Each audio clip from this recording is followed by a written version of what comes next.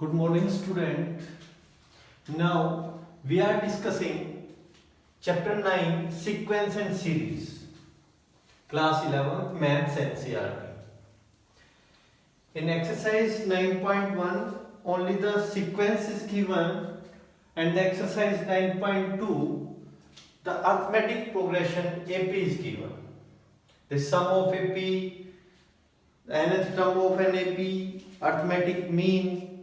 This type of questions are given to find arithmetic mean and so on. तो हम AP के बारे में बात करेंगे. In class 10th we have already discussed arithmetic progression AP. AP को हम 10th क्लास में पढ़ चुके हैं, बट फिर भी हम बात करते हैं AP की. In AP है क्या? A sequence A1, A2, A3 and so on up to AN, और AN से आगे भी चली जाएगी, is finite or infinite, is called arithmetic sequence or arithmetic progression if AN plus 1 is equal to AN plus D. N belongs to natural number, and where A1 is called the first term and the constant term D is called the common difference of an AP. In class 10th we have discussed this A plus D, A plus 2D, A plus 3D and plus A plus n minus 1 into D. जो हमारे पास nth term है, this आपके पास first term is A, second term is A plus D. That means this A1, A2, A3, A4 and up to so on AN. This A1 is equal to A and A2 is A plus D. A2 is equal to A plus D. That means A3 is A plus 2D, and then A4 is A plus 3D.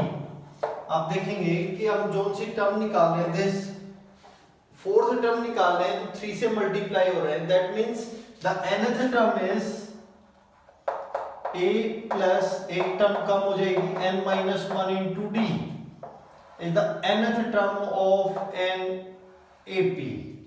AP की जो हमारे पास nth term है वो ये है, an is equal to A plus n minus 1 into D. ये हमने nth term find out करनी है, तो उसके लिए फॉर्मूला हमारे पास ये होगा. आपके पास मान लो सिक्स्थ टर्म निकालनी है, that A6 A plus 6 minus 1 into D, and D is the common difference and A is the first term. A वो आपके पास फर्स्ट टर्म है, first term, and D is the common difference.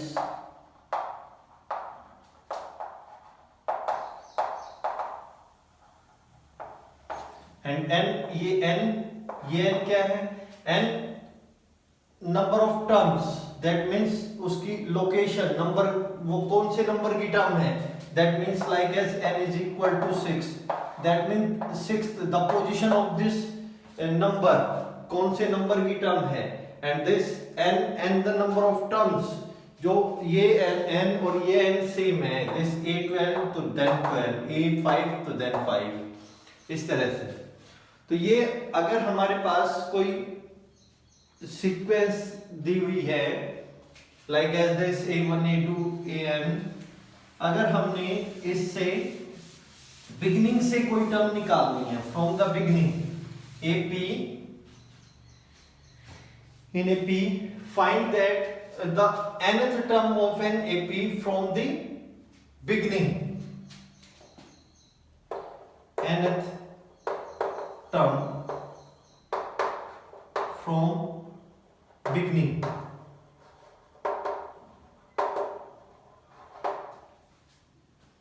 Beginning से अगर हम कोई term निकालेंगे तो nth term का फॉर्मूला होगा this A plus n minus 1 into D. अगर आपको 20th टर्म निकालनी है देन 20th टर्म निकालनी है, A20 is equal to A plus 19D। तो आप ये फॉर्मूला यूज करके निकाल सकते हैं, A की वैल्यू 20। अगर आपको टर्म निकालनी है mth टर्म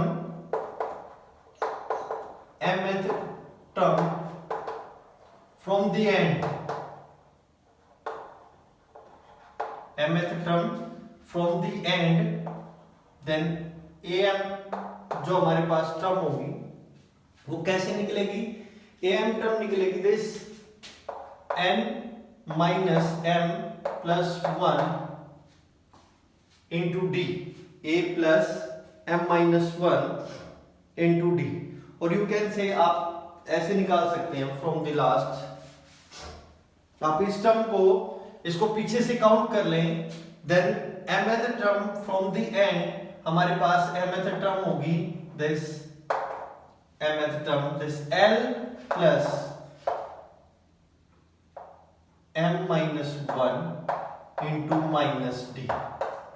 जो हमारे पास टर्म है, अगर हम लास्ट से आगे से हमारे पास कॉमन डिफरेंस है 2 का, दिस 2 कॉमन डिफरेंस इज 2, तो लास्ट से अगर हम उल्टाएंगे तो कॉमन डिफरेंस होगा -2, लाइक एज दिस 2 4 6 8 10 12 14 16 18 20।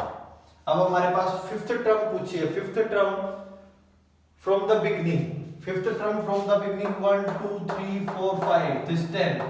हमारे पास फॉर्मूला है this a5 is a is what 2 plus 5 minus 1 4, common difference is 2, and 2 plus 8 is equal to 10.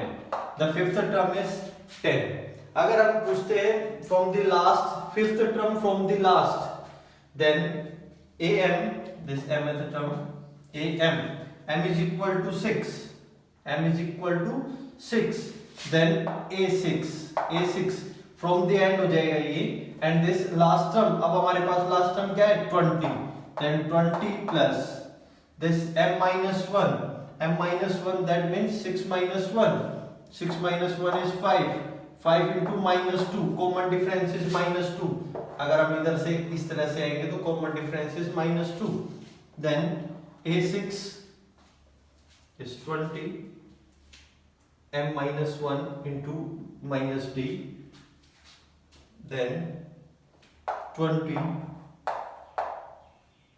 हमने पूछी कौन सी टर्म है, sixth term, then 6 minus 1 5, then minus 10, a6 from the end, this 10, 1 2 3 4 5 6, यही आ गया हमारी। तो ये फॉर्मूला आप यूज कर सकते हैं। दूसरा फॉर्मूला जो मैं बता रहा था n माइनस m प्लस 1, ये हमारे पास n minus m plus 1 from the beginning हो जाएगी ये टर्म। ये नंबर जो आपके पास आएगा, this number is from the beginning से अगर आप करेंगे तो बिगनिंग से जो हमारे पास टर्म आएगी वो ये आएगी n माइनस m प्लस 1, ये बिगनिंग से टर्म बन जाएगी आपके पास। तो आप ये फॉर्मूला भी लगा सकते हैं और वो भी, यहां से आपके पास नंबर आ जाएगा और फिर आप टर्म निकाल सकते हैं। देन अरिथमेटिक प्रोग्रेशन में और आपको क्या आएगा, कुछ प्रॉपर्टीज हैं हमारे पास, 4 प्रॉपर्टी जो यूज करेंगे और जो हमें पता होनी चाहिए। This properties,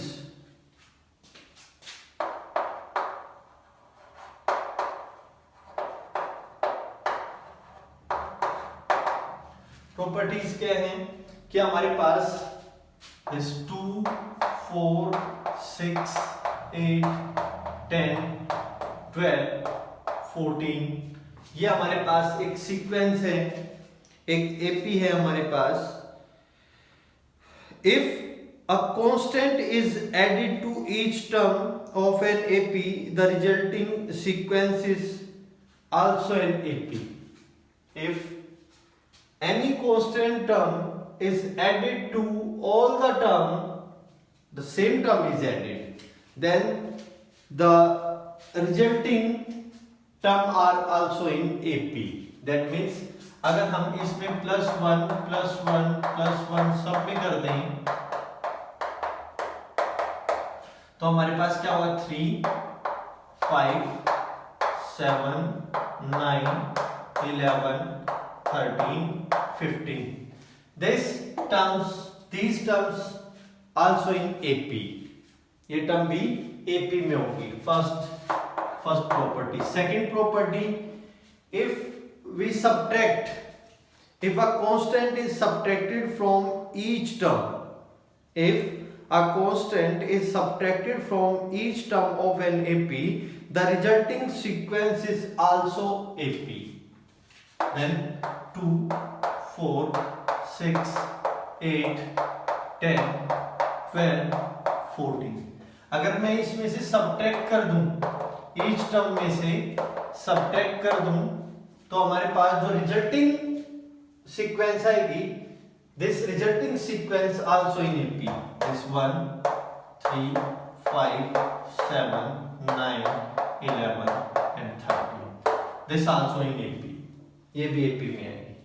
And third one is, if each term of an AP is multiplied by the constant, then the resulting sequence also in AP.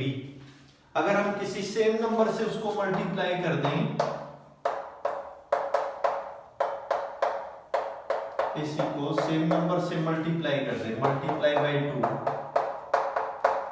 तो जो हमारे पास सीक्वेंस आएगी वो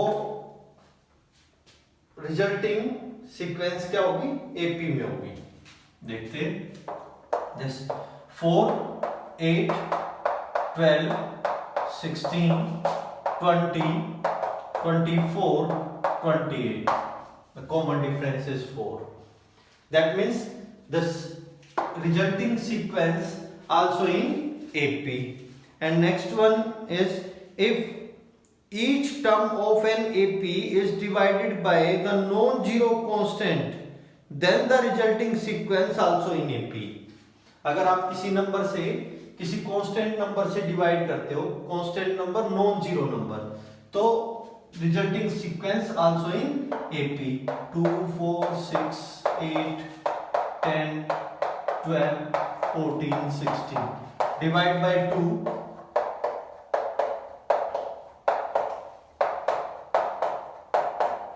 then this 1, 2, 3, 4, 5, 6, 7 and 8. जो रिजल्टिंग सीक्वेंस है, this sequence also in AP. That means हमारे पास चार property है. चारों प्रॉपर्टी क्या कहती है? फर्स्ट प्रॉपर्टी कहती है, if a constant is added to each term AP in AP, then the resulting sequence also in AP. Second, if a constant is subtracted from each of an AP, the resulting sequence also in AP. If each term of an AP multiplied by the constant, then the resulting sequence is also an AP. And if each term of AP is divided by the non-zero constant, then the resulting sequence also in AP. तो हमारे पास ये AP में होंगे. यहाँ पे non zero क्यों कहा? क्योंकि 2/0 जो है वो इन्फिनिटी टर्म है, हमारे पास डिवाइड नहीं कर सकते, नॉट डिफाइन. जीरो से हम किसी को डिफाइन नहीं कर सकते, इसलिए जीरो से डिवाइड नहीं कर सकते, नॉट डिफाइन टर्म आ जाएगी.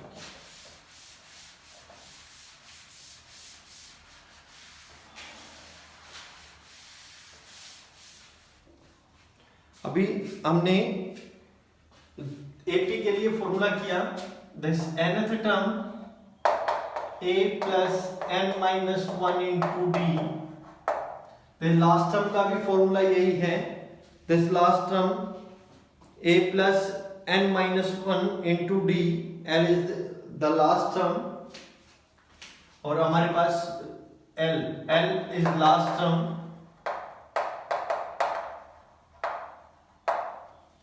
A is first term,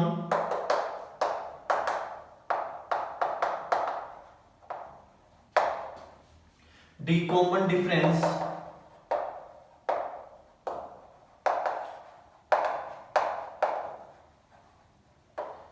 यहां से दो चीजें और करेंगे हम, the sum of n terms, sum of n terms a plus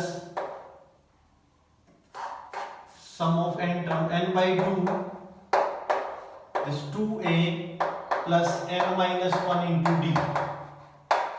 The sum of n terms, class 10th में हमने पढ़ा है sum of n terms, और एक फॉर्मूला और पढ़ा था sum of n terms का, this n by 2 this a plus l. When the last term or n first term is given, then use this formula. Sn n by 2, n is the number of terms, then a is the first term, l is the last term. तो ये दो फॉर्मूले हमने use किए थे, और इन दोनों ही फॉर्मूलों को हम यूज करके नेक्स्ट जो हमारी एक्सरसाइज है उसको करेंगे. एंड देन इससे आगे आता है हमारे पास ये एपी के हमारे पास सारे फॉर्मूले जो मैं 10th क्लास में पढ़े हैं वही हैं. अब हम बात करते हैं अर्थमेटिक मीन की. Arithmetic mean,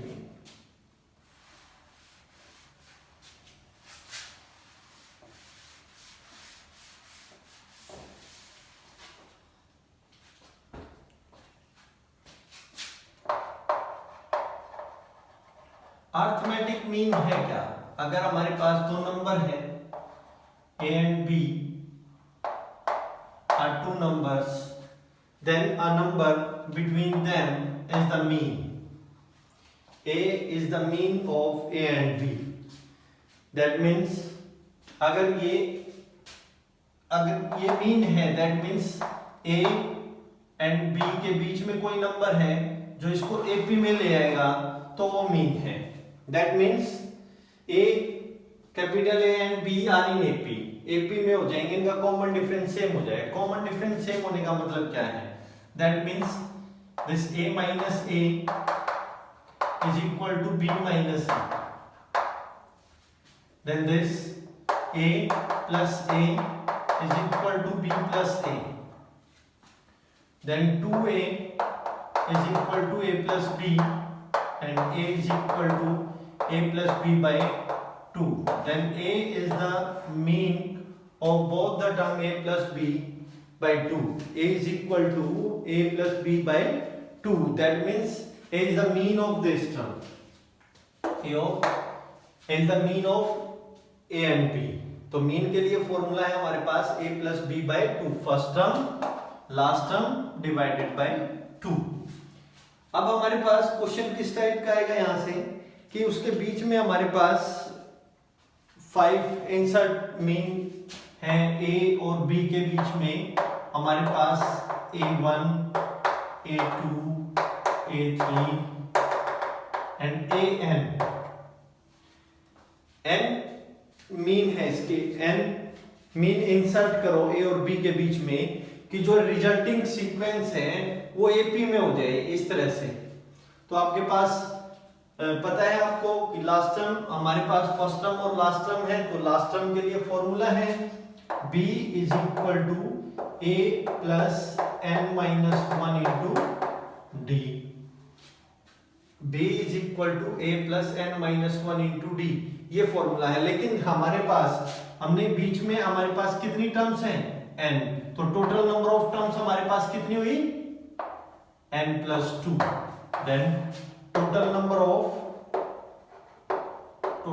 of terms is equal to n plus 2, क्योंकि n तो इंसर्ट मीन हो गया हमारे पास में, और एक टर्म ये होगी और एक टर्म ये होगी. दैट मींस n plus 2 होगी. तो इसका जो b है वो b क्या है? a plus n minus 1 into d. n minus 1 जब n टर्म होती है तो n minus 1, तो यहाँ पे हम क्या यूज करेंगे? n plus 2 minus 1 into d. तो हमारे पास लास्ट टर्म ये आएगी.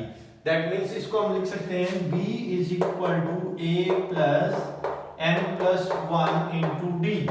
एंड दिस जो हमारे पास a plus this b minus a is equal to n plus 1 into d, और d के लिए d common difference p minus a upon n plus a। अगर किसी भी रिजल्टिंग सीक्वेंस जो एपी में है, अगर हमारे पास कॉमन डिफरेंस पता हो तो हम उसके हर एक टर्म को निकाल सकते हैं। ए अगर हमें पता हो और डी अगर हमें पता हो और नंबर ऑफ टर्म्स का हमें पता हो तो हम सब कुछ निकाल सकते हैं उसमें। तो हमने यहाँ पे अगर हमारे पास कॉमन डिफरेंस पता है, ए हमें पता है, हम सारी की सारी टर्म्स निकाल सकते हैं। तो यहाँ पे जैसे a1 का मतलब क्या है? a1 का मतलब है a plus d, a is given, this a is a and d is the common difference, then p minus a upon n plus 1। अगर आपको a2 निकालना है, a2 निकालने के लिए a plus 2d निकालें, a की value a plus b minus a upon n plus 1 into 2, then this second arithmetic mean and then n as a sum। आप देखेंगे कि यहाँ पे 1 था तो 1 से मल्टीप्लाई था, 2 था तो 2 से मल्टीप्लाई था, तो n है तो n से मल्टीप्लाई होगा, a plus n into b minus a into n plus 1 into d। ये आपके पास nth टर्म हो जाएगी इसकी। तो आप इस तरह से जो हमारे पास क्वेश्चंस हैं उन क्वेश्चंस को सोल्व कर सकते हैं। अरिथमेटिक मीन आपको बता दिया, फॉर्मूला आपको बता दिया, कॉमन डिफरेंस निकालने का फॉर्मूला बता दिया, उसके बीच में जितने नंबर इंसर्ट करेंगे उन में से हमें पता लग जाएगा कि दो हमारे पास एक्स्ट्रा टर्म्स हो जाएंगी और वो उसके अकॉर्डिंग ही हम आगे सोल्व करेंगे। ये हमारे पास टोटल बेसिक्स था जो हमने कंप्लीट किया। अब हम एक दो क्वेश्चन एक्सरसाइज का करते हैं।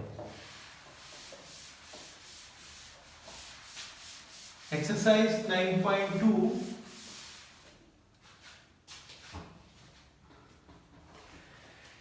find the sum of odd integers, find the sum of odd integers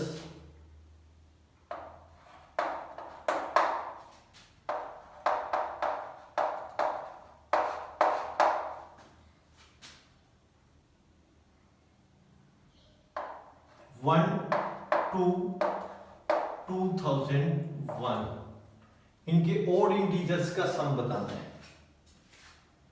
From this to this, not between them, this to this, इससे इन सब के बीच में जितने भी नंबर हैं इनको मिला के, that means find the sum of odd integer from 1 to 2001, that means 1 odd integers 1, 3, 5, 7 and so on up to this 2001।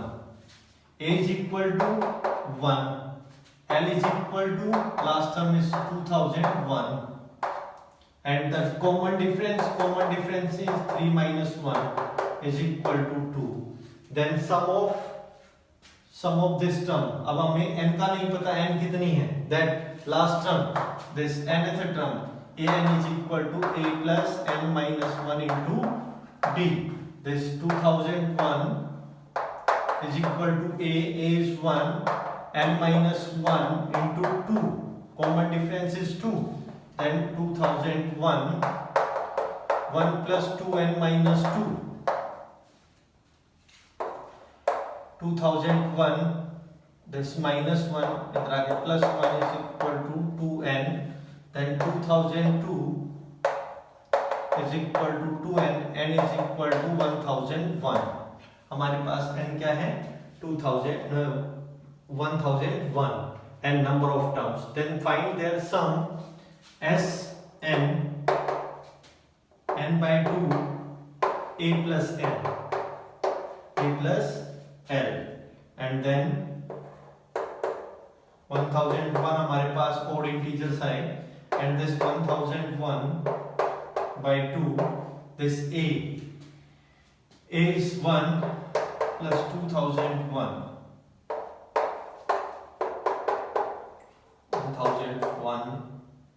into 2002, this cancel out to this, then multiply of both the terms 1001 into 1001.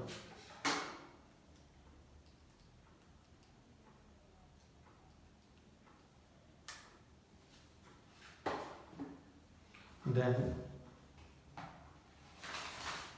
answer is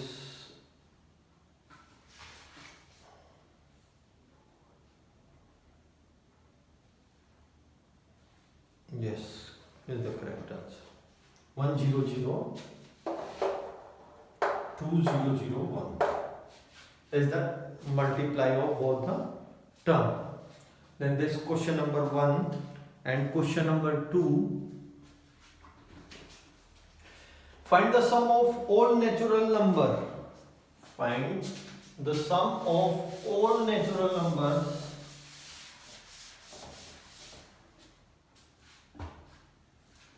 lying between 100 to 100 and 1000. Lying between them and is the multiple of 5. ये दोनों include नहीं होंगे क्योंकि between them, that means first term is 105 जो divisible by 5 है या multiple of 5 है, then 105, 110, 115 and so on. Last term is 995 which is divisible by 5 because the statement is this: find the sum of all natural number lying between this 100 to 1000, lying between them, इनके बीच में is a multiple of 5, that means is the divisible by 5, that means the number is this, and A is the 105 and D is the multiple of 5, that 5 is the common difference, and the last term nth term is 995. This A plus n minus 1 into D is equal to 995. A is 105 n minus 1 n हमें find out करना है, n minus 1 into 5 is equal to 995. Then this 105 plus 5n minus 5 is equal to 995. This 100, this 5n is equal to 995 minus 100, and 5n is equal to 895. n is equal to 895 upon 5. 5 1 ja 5, 3 5 7 ja 35, or 5 9 ja 45. 179. The total number n is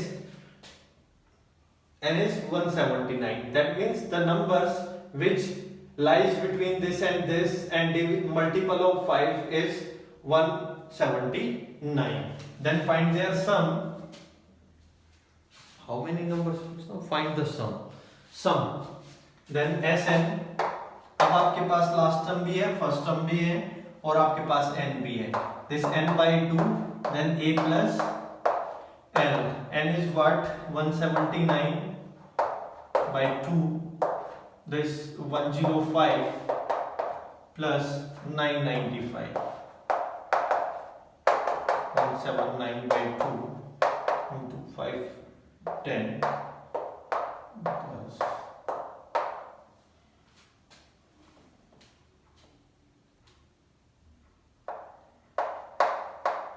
this.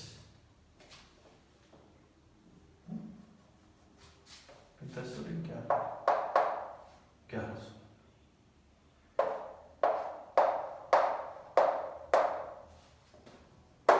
179 into 550 multiply करेंगे.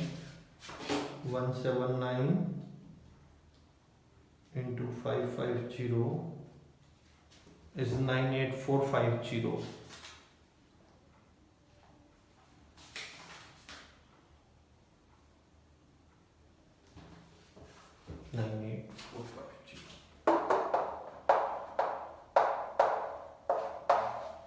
is the sum of natural numbers lying between 100 to 1000 is a multiple of 5.